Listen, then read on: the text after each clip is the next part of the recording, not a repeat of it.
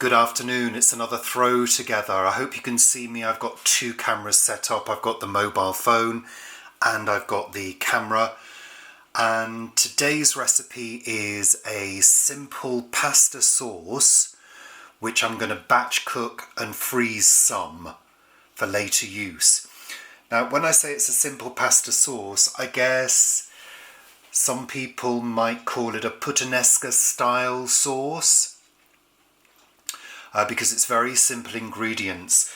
The origins of Puttanesca are a little bit shady in terms of the fact that if you do research, there are several meanings. So generally it's kind of accepted as a sauce made by prostitutes or harlots because it was quick and easy to put together, and also apparently the smell of it was very alluring to any potential customers that might enter into the building or be drawn in by the smell of the cooking. Some say it's to do with the purple, red and green colours of the underwear worn by the prostitutes. I don't know whether that's true. But the other meaning is, I think, the word puttana, which means a couple of naughty things, including a swear word as well, which basically meant that this was a dish thrown together with any old in the cupboard. And today that's exactly what we're doing. So let's have a look at the ingredients. Okay, so let's zoom in a little bit here and go through them. So we've got red onions, I've got chopped green and black olives, fresh garlic from Paul's plot. There are probably about 10 small cloves chopped up. There are 2 onions, by the way. In terms of the amount of olives, a large cup of olives. I've got some dried parsley here, but here I've got freshly chopped herbs from the garden. Now, I went out earlier and picked them.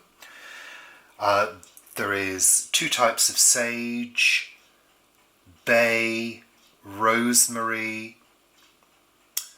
oregano and marjoram. So that's a lovely mixture, and also part of the reason for doing this dish is to sort of capture that spring herb flavour for later in the season, because the herbs are growing like crazy, so we may as well use them. And I don't know whether you've noticed before, but my herb box is just outside here. Also, there is fresh basil in there as well. Here we've got some lemon juice and some apple cider vinegar. I've got about 1/4 teaspoon of chilli, some tomato puree, some vegetable stock powder, and 2 400-gram tin of tomatoes. I'm going to be using, for that sort of salty element, I'm going to be using some liquid aminos. We've got olive oil for cooking and black pepper. Now, for Puttanesca proper, you would use capers and also anchovies. I don't actually like capers. I don't like the taste of them. And anchovies I don't eat because I'm vegetarian. But actually, again, if you do the research, it kind of shows you that this dish was store cupboard. It was a store cupboard dish. You use whatever you've got. But it's this kind of flavouring, salty, slightly sweet, with a little bit of spice and plenty of herbs and garlic. That's the flavour that we're going for. Let's get cooking. Okay. So we're going to start off with some olive oil. Let's get the heat on. Hope you can see me there. I've got the light on me as well to make sure I'm illuminated. I'm using, as usual, a really good glug of olive oil. I've said it before, olive oil is a good fat. And we all need fat in our diet. I hope that's not too glaring, that light.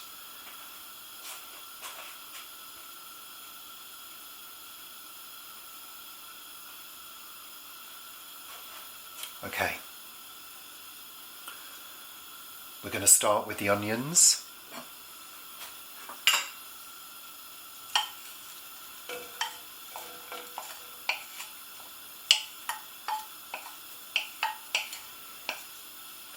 I'm using red onions.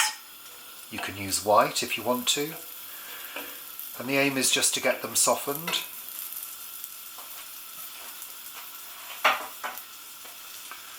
Because also this is kind of meant to be a fairly quick dish.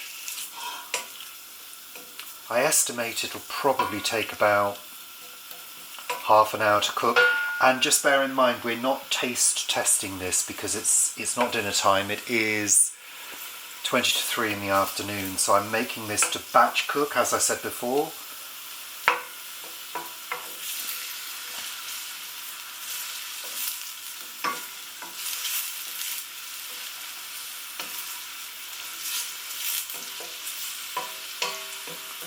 And also notice that there isn't a protein element to this. You get the protein content from your pasta. Or there are variations where tuna is used. You could add beans, you could add chicken. But the whole aim of today's cooking is to get some in the freezer.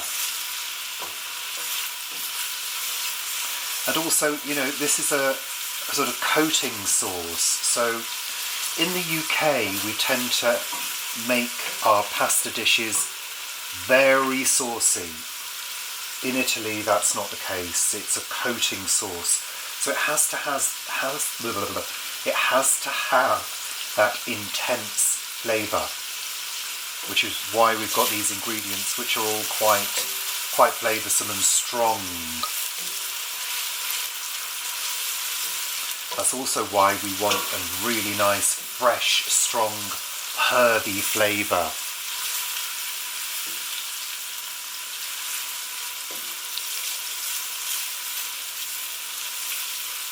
I'm going to turn the heat down slightly.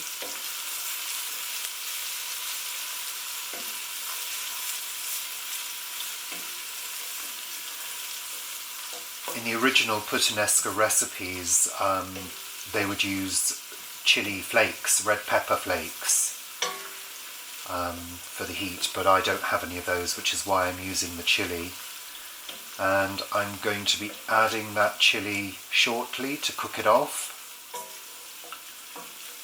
It's just going to add a little bit of background heat. It's quite a hot chilli powder. And of course, as you all know, Paul doesn't tend to do hot spicy. We aim for flavoursome spices. So in with the chilli powder. It's only a tiny amount, but it's enough just to give that edge. Just allow that to fry off for a little bit.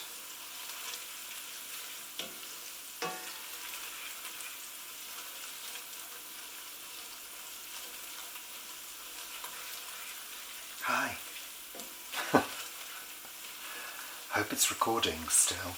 In fact, I'm just going to check. I'm paranoid. Yeah, it's recording.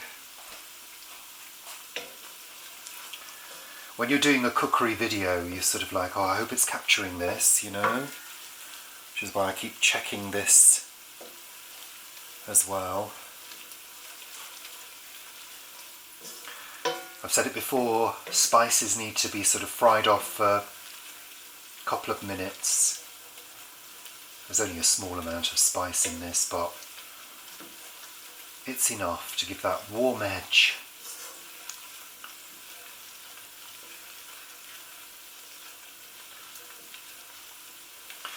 Also, we're keeping the heat fairly low because we're going to be putting in the garlic next, and we don't want to burn the garlic. We don't want bitter garlic. I have to say, this garlic is absolutely divine.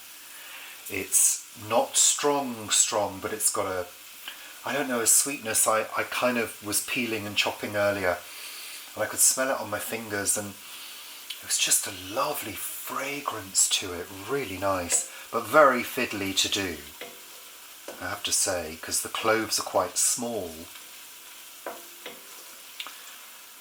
which is why I've kind of roughly chopped it. We're just waiting for these onions to really go translucent and soften up.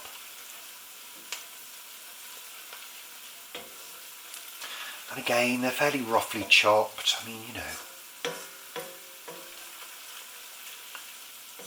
I like rustic cooking.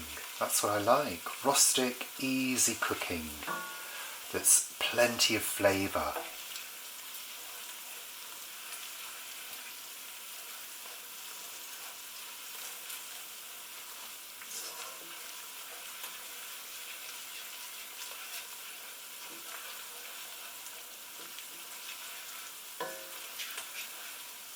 Okay, I think we're ready for the garlic. Let's pop the garlic in. Look at that. Beautiful, creamy white garlic. Bung it in.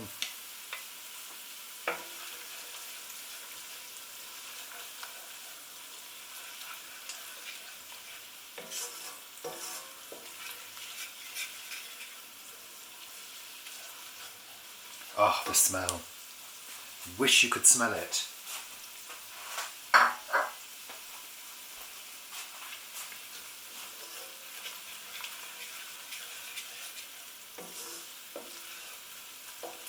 Oh, it's just gorgeous. I'm just gently cooking that for a few minutes, just to really release the flavours and to soften it off.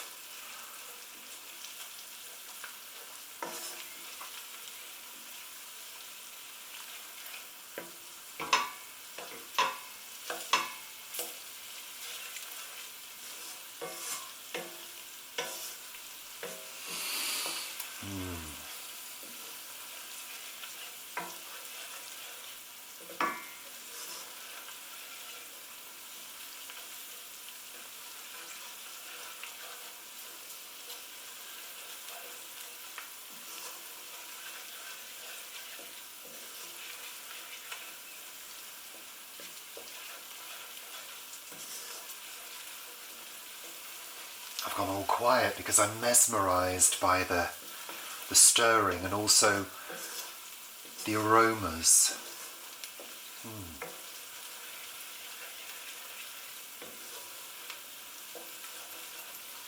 Okay, the next ingredient that I'm going to add is the dried parsley,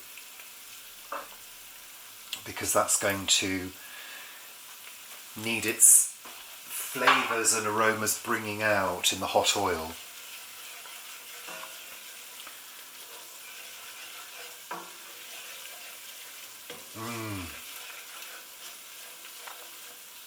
It's quite a good dried parsley as well, this one. I don't know the make, but I think Paul bought it online, because we quite like a parsley sauce occasionally. Very occasionally we have the fake fish fingers.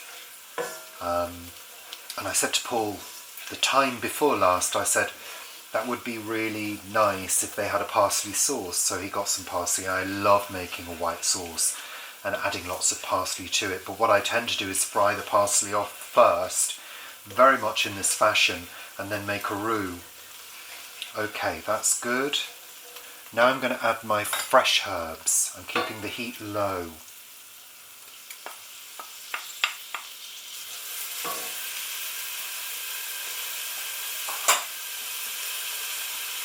You can hear how fresh those herbs are. These are really going to give off a lot of flavour. Oh my goodness me, that smells... Wow. Oh, that smell is just so gorgeous. People sometimes ask me about mixed herbs, dried mixed herbs, and say, what herbs are they?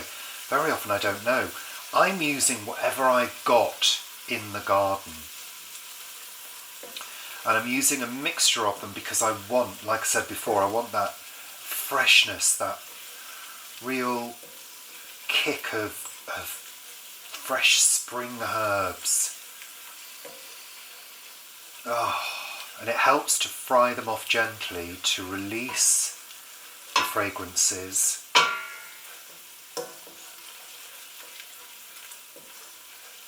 And to sort of temper them a little bit, because fresh herbs tend to be quite strong sometimes. And you don't want it to taste medicinal. But the fragrance of these, lovely. It gives a depth of flavour using fresh herbs in this way. Okay, that's good. I'm going to now add a good squeeze, probably a couple of tablespoons worth of tomato puree. I'm really just going to keep squeezing it until I think it's the right amount. It needs to be a really good amount. Right, I would say that's enough.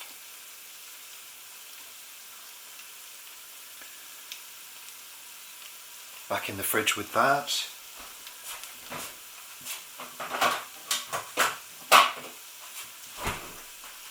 Okay, I'm going to stir that in, and I'm also going to let that just slightly cook off.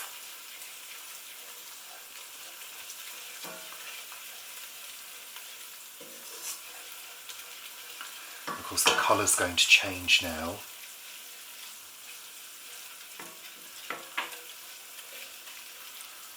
To a glorious red and green with the purple of the onions. Now there's that tomato smell. It's starting to give a real, authentic feel to it. Oh, lovely.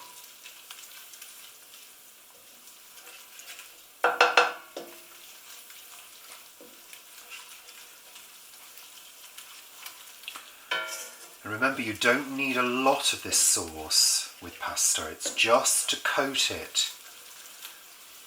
Just like you would with pesto. This is not, it's not like when you do a bolognese and it's swimming in bolognese sauce. It's not like that. We're just cooking this tomato paste off. Let's add the olives. So it's green and black olives.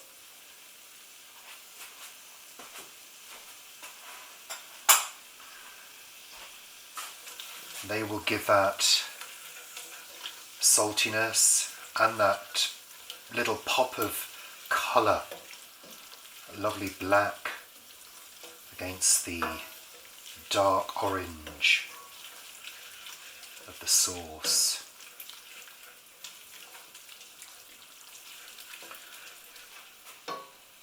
Let's add the apple cider vinegar and the lemon juice.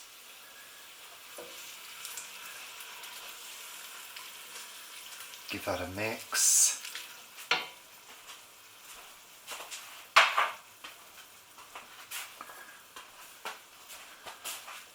I'm going to add just half a teaspoon of bouillon powder. There we are. Just to give it an extra kick.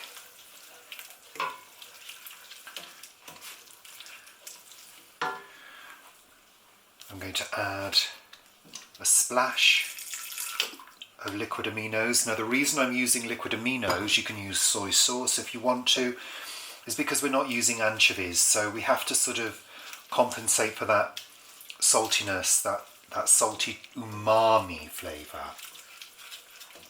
And the liquid aminos helps to achieve that. We can always add more later. Sorry for reaching across you. Plenty of freshly ground black pepper. I so wish you could smell this.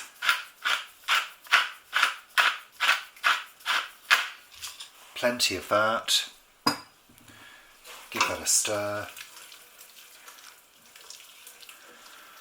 This is a very rich base to this sauce. Very, very rich indeed.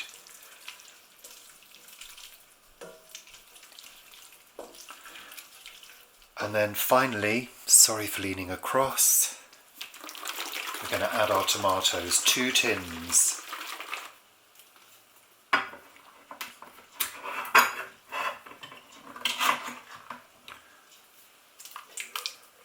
And we're going to increase the heat. Ooh. As I've said before, I always use plum tomatoes. I don't ever use tinned chopped tomatoes. And what we're going to do is we are going to rinse both of these tins out sort of halfway with water and add that as well. Just give that a stir.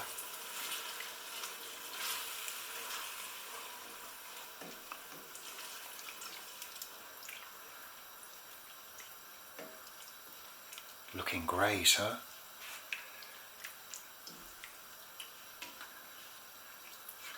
Now that is a pasta sauce.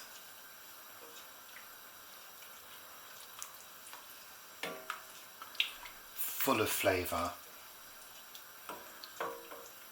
Okay, let's rinse these tins.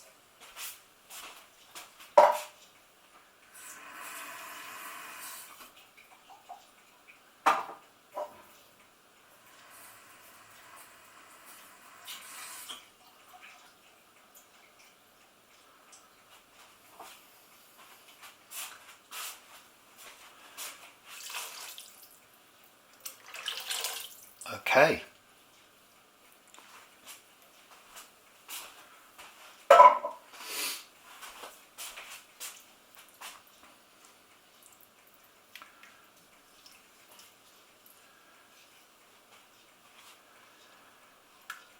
All that we need to do now is make sure these tomatoes are roughly chopped up with your spoon.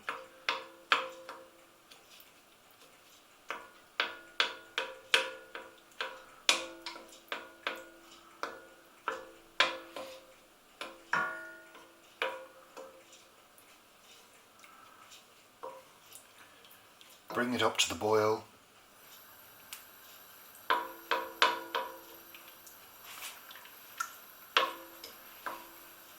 Oh, excuse me.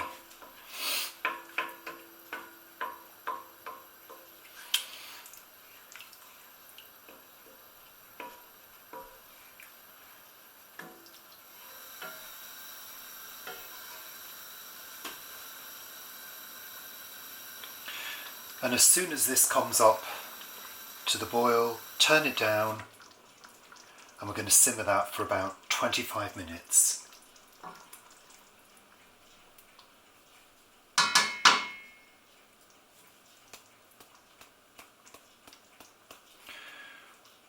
Okay, we will come back after 25 minutes. Okay, it's been 25 minutes. Let's have a little look.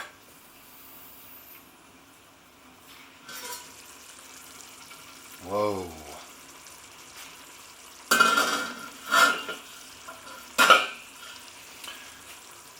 It's reduced a little bit. Don't take the heat off because we want it to reduce a little bit further. Give it a good stir. Notice the fact that it's not sticking to the bottom because we put that extra water in. Wow, it looks so rich. It really does look rich. Now we want to taste it. It should be quite piquant. It should have a strong flavour. It should have a nice balance of acidity, a little tiny kick of chilli. Let's try. Just a small amount.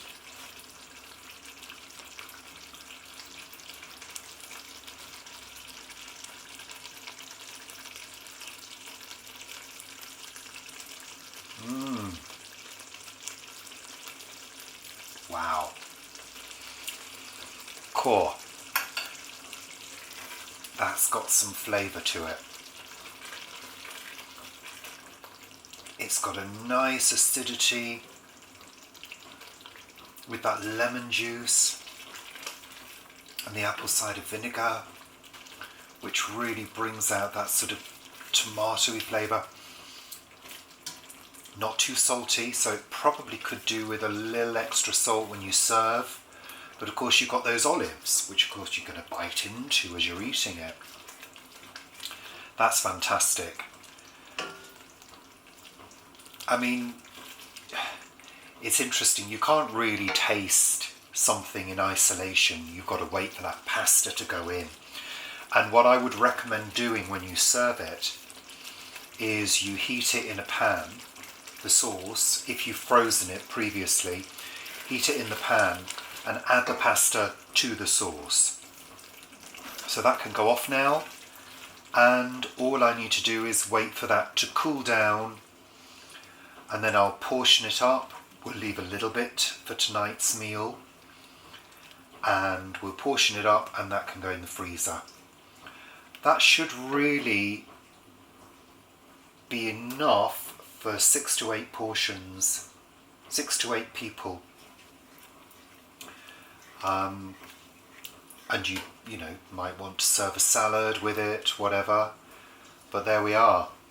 A Puttanesca style pasta sauce for coating pasta. There we are. Thanks very much for watching. I'm sorry there's no taste test, but it's the wrong time of day. You may see us eat it at some other point in a vlog, so all is not lost. But I can guarantee that is a sauce that packs a punch. Bye for now.